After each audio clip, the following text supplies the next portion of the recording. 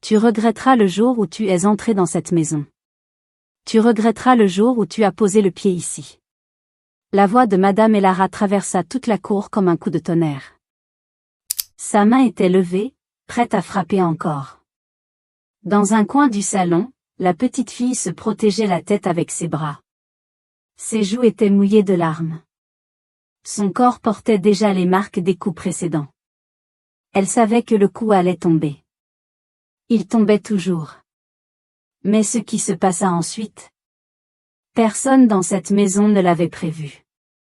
3 mois plus tôt, cette grande maison située sur une colline tranquille semblait paisible et rassurante. Elle appartenait à Monsieur Karel Monin, un homme d'affaires respecté, souvent absent à cause de son travail qui l'emmenait loin et longtemps. Depuis la mort de sa femme 5 ans auparavant, il élevait seul sa fille, une enfant calme, discrète, qui avait appris très tôt à ne pas faire de bruit dans une maison trop grande pour 2 personnes. Karel travaillait beaucoup, il partait tôt le matin, rentrait tard le soir et parfois il ne rentrait même pas car les voyages s'enchaînaient, mais malgré tout il faisait de son mieux. Il pensait que travailler dur était la seule façon de protéger son enfant de la misère et de l'insécurité. Chaque départ lui serrait le cœur, mais il se répétait que c'était pour son avenir. La maison était propre, bien entretenue mais froide. Le silence remplissait les pièces, surtout le soir quand la petite fille faisait ses devoirs seule pendant que son père répondait à des appels professionnels. Un dimanche, alors qu'il assistait au culte sans réelle conviction, il remarqua une femme, Madame Elara. Elle parlait doucement, saluait tout le monde avec un sourire constant, semblait calme, patiente et attentionnée. Après la prière, ils échangèrent quelques mots. Elle posa des questions sur sa vie, sur sa fille, sur sa solitude. Elle écoutait beaucoup sans interrompre et cela réconforta Karel, qui n'avait plus l'habitude d'être écouté. Elle disait aimer les enfants. Elle racontait qu'un foyer sans rire lui faisait peur, qu'elle croyait à la famille et au respect. Semaine après semaine, elle se montra présente. Elle passait dire bonjour, demandait des nouvelles de la petite, apportait parfois des fruits ou des gâteaux. Elle semblait sincère et rassurante. Un jour, elle prononça une phrase simple mais lourde de sens. Elle lui dit qu'elle prendrait soin de sa fille comme si c'était la sienne. Ces mots touchèrent profondément Karel car c'était exactement ce qu'il voulait entendre. Il avait besoin d'aide, besoin de croire que quelqu'un pouvait aimer son enfant en son absence. Il se convainquit que le destin lui offrait une seconde chance, qu'il pouvait réparer ce qui avait été brisé par la mort de sa femme. Alors il prit une décision rapide, il l'épousa pensant avoir reconstruit sa famille, pensant offrir à sa fille une mère et à lui-même une compagne. La maison sembla revivre pendant un court instant, mais Karel ne savait pas encore que certaines promesses sont faites pour séduire et non pour protéger, et que parfois le plus grand danger entre dans une maison sous le masque du sourire. Il pensait avoir réparé sa famille, mais il avait tort.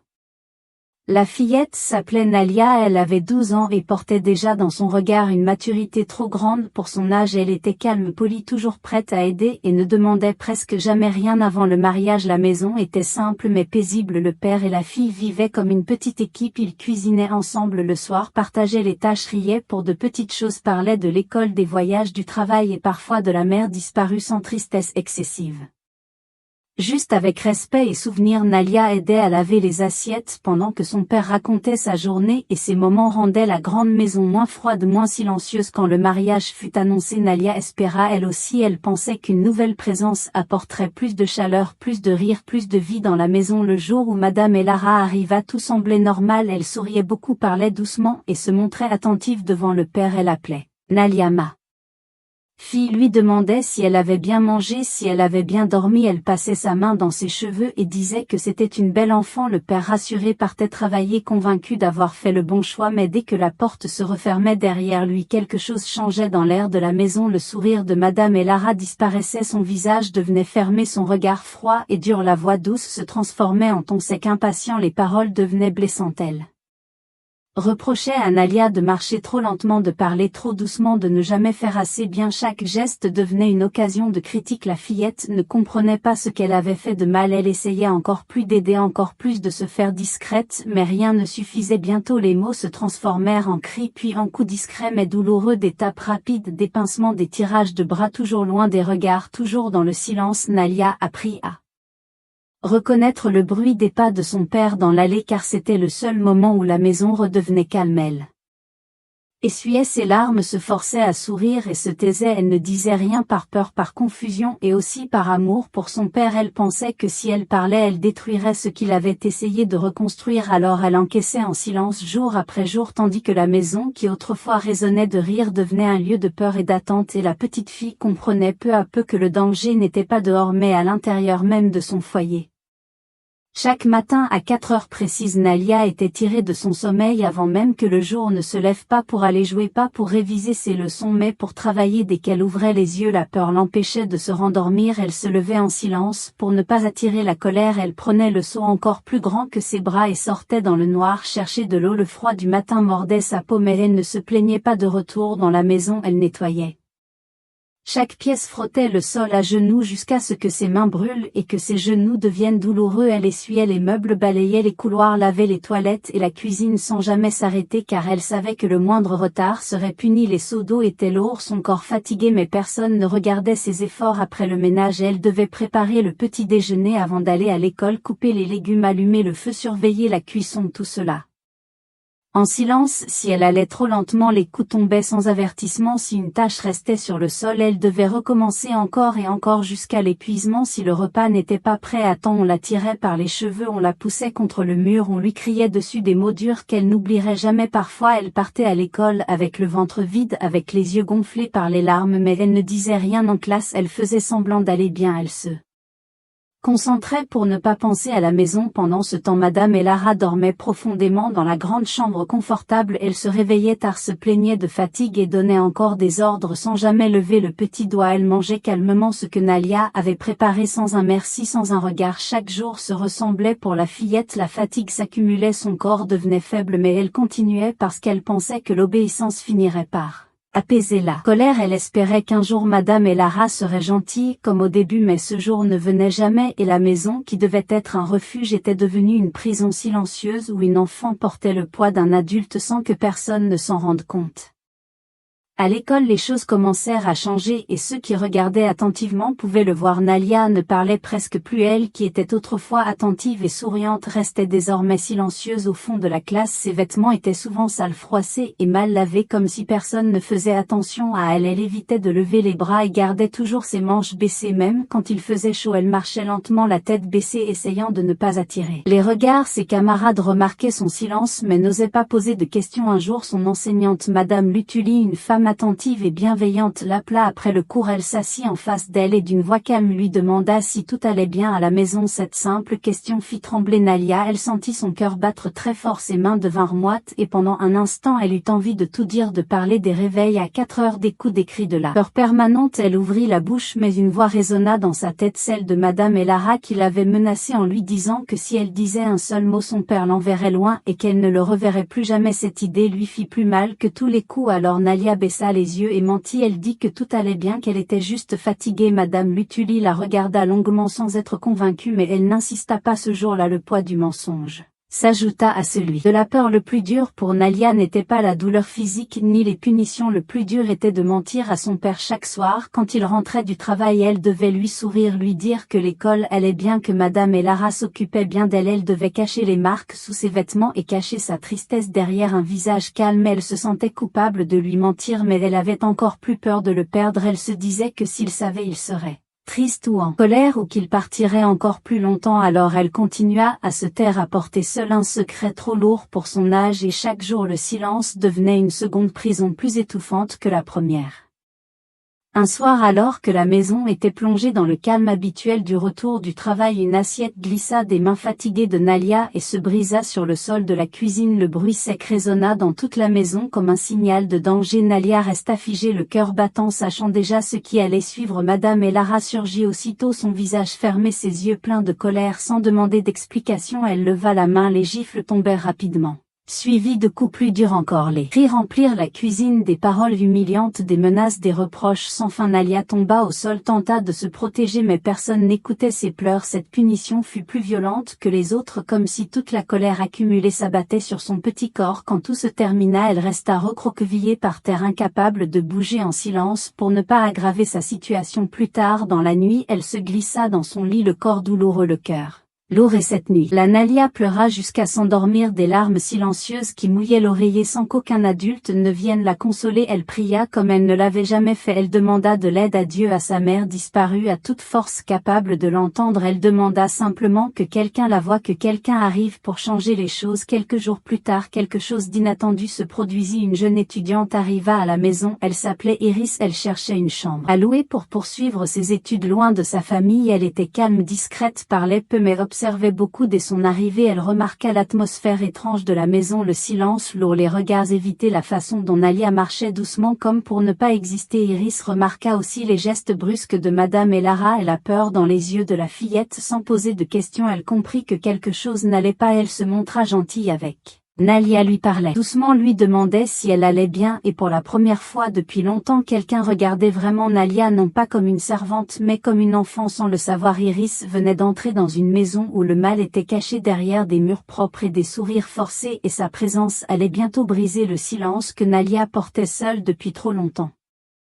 Iris ne parlait pas beaucoup mais elle voyait tout. Dès les premiers jours, elle sentit que quelque chose n'allait pas dans cette maison trop silencieuse. Elle voyait Nalia se lever avant l'aube, marcher doucement comme une ombre nettoyée pendant que tout le monde dormait. Elle voyait ses yeux fatigués, ses gestes lents et prudents comme si chaque mouvement pouvait déclencher une colère. Elle remarquait les bleus cachés sous les manches longues. Même quand il faisait chaud, elle voyait la peur dans son regard, surtout quand Madame Elara entrait dans une pièce. Le corps de Nalia se raidissait aussitôt, son dos se courbait, sa voix devenait presque inaudible. Iris remarqua aussi un détail important, le comportement changeait dès que le père était absent. Quand Monsieur Carrel partait en voyage, la maison devenait plus lourde, l'air plus tendu, les ordres plus durs, les cris plus fréquents. Iris entendait parfois des reproches violents derrière les portes fermées, des objets déplacés. Brusquement des pleurs étouffés, puis le silence. Elle connaissait cette violence, elle ne la découvrait pas, elle l'avait déjà vue dans son enfance. Elle avait grandi dans une maison où les murs savaient tout mais où personne ne parlait. Elle savait reconnaître les signes, le silence trop parfait, la peur trop bien rangée, les sourires forcés devant les autres. Elle comprit vite que Nalia vivait ce qu'elle avait elle-même vécu autrefois, et cette pensée ne la laissa plus dormir tranquille. Iris savait aussi une chose importante. Parler sans preuve pouvait aggraver la situation, alors elle décida de faire quelque chose de discret, de silencieux, de patient. Elle commença à enregistrer sans bruit. Elle utilisait son téléphone caché dans sa poche ou posé dans un coin de la maison. Elle enregistrait les cris, les menaces, les ordres humiliants, les pleurs étouffés jour après jour. Elle notait les dates, les heures, les absences du père. Elle observait sans provoquer, sans se faire remarquer. Elle restait calme pour ne pas d'éveiller les soupçons. Pendant ce temps, elle parlait doucement à Nalia, lui demandait de tenir bon, lui disait qu'elle n'était pas seule même si elle ne lui expliquait pas encore son plan. Chaque enregistrement renforçait sa décision. Iris savait que ce qu'elle faisait était risqué, mais elle savait aussi qu'elle ne pouvait pas fermer les yeux. Elle avait promis un jour à l'enfant qu'elle était de ne plus jamais rester silencieuse face à l'injustice. Alors sans bruit, sans colère, sans cri, elle construisait une vérité que personne ne pourrait nier, et sans le savoir, Nalia n'était plus seule. Quelqu'un voyait enfin, quelqu'un agissait enfin, et le silence qui protégeait la violence commençait lentement à se fissurer. Un jour, sans prévenir, Karel Mona rentra plus tôt que prévu. Son voyage avait été annulé et il entra dans la maison à une heure inhabituelle. Dès qu'elle le vit, Madame Elara comprit que quelque chose pouvait lui échapper, alors elle joua son rôle comme elle savait si bien le faire. Elle se mit à pleurer, accusa Nalia de désobéissance, d'insolence, de maladresse. Elle parla vite, fort, se présenta comme une femme épuisée, incomprise, disant qu'elle faisait de son mieux pour éduquer une enfant difficile. Karel resta debout au milieu du salon, surpris, fatigué et confus. Il regardait sa fille qui tremblait silencieuse, puis sa femme qui sanglotait. Il hésita, il douta, car depuis des mois il ne voyait qu'une version des choses, celle qu'on lui montrait quand il était présent. Il voulait croire qu'il avait bien choisi, qu'il n'avait pas mis sa fille en danger. Le silence pesa lourd, et c'est à ce moment-là qu'Iris prit la parole. Elle n'éleva pas la voix, elle ne cria pas, elle dit simplement qu'avant de décider, il fallait regarder quelque chose. Elle sortit calmement son téléphone, ses mains étaient fermes malgré la tension dans la pièce. Elle lança la première vidéo. On entendit des cris, des ordres violents, puis la voix paniquée de Nalia. Une autre vidéo suivit, puis une autre encore. Chaque enregistrement montrait la même réalité, la peur, la violence, les insultes, les coups et toujours l'absence du père dans la maison. Le salon devint silencieux, aucun mot ne sortait plus là. Respiration de Karel devint lourde, son visage se ferma à chaque image, son cœur se brisait un peu plus, il comprenait enfin ce que sa fille avait vécu dans le silence pendant qu'il croyait la protéger. Madame Elara tenta de parler mais aucun son ne sortit, la vérité était là, claire, sans colère, sans exagération, juste brute et implacable. Nalia resta immobile, incapable de lever les yeux tandis que les larmes coulaient sur son visage. Le silence tomba dans la maison, un silence différent, un silence de faim. La vérité venait de parler. Et cette fois elle ne pouvait plus être étouffée ni niée par des sourires ou des mensonges. La maison qui avait caché tant de douleur venait enfin d'entendre ce qu'elle avait refusé de voir pendant trop longtemps. Madame Elara fut démasquée et pour la première fois depuis longtemps elle ne trouva plus de masque derrière lequel se cachait. La colère explosa. D'abord elle cria fort, Nia accusa le monde entier, puis son corps sembla perdre toute force et elle s'effondra sur le sol comme si tout ce qu'elle retenait depuis des années venait de tomber avec elle. Les larmes coulèrent sans contrôle, sa voix tremblait, elle avoua enfin sa douleur profonde, sa jalousie qu'elle n'avait jamais su gérer.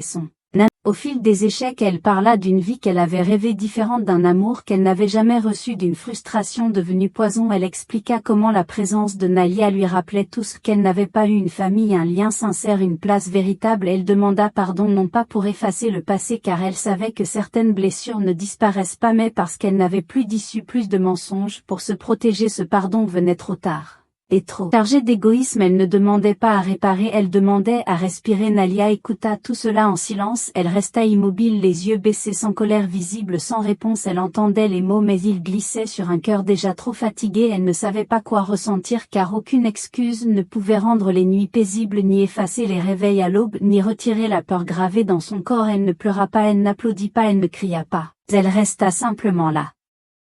Comme une enfant qui a grandi trop vite et qui a appris que certaines vérités arrivent après trop de douleur autour d'elle. La maison semblait retenir son souffle, le père restait figé, incapable de comprendre comment il avait été aveugle si longtemps. Iris observait son triomphe car elle savait que même la vérité ne guérit pas tout. Madame Elara continuait à parler mais ses mots perdaient leur force car ils n'effaçaient rien. Nalia comprenait désormais que le pardon n'est pas une obligation, surtout quand il est demandé pour soulager celui qui a fait le mal et non celui qui l'a subi. Dans ce silence lourd, quelque chose se brisait définitivement, non pas la colère mais l'illusion qu'un simple regret pouvait réparer des mois de souffrance. Et Nalia continua d'écouter sans un mot parce que parfois le silence est la seule réponse honnête face à une douleur trop profonde.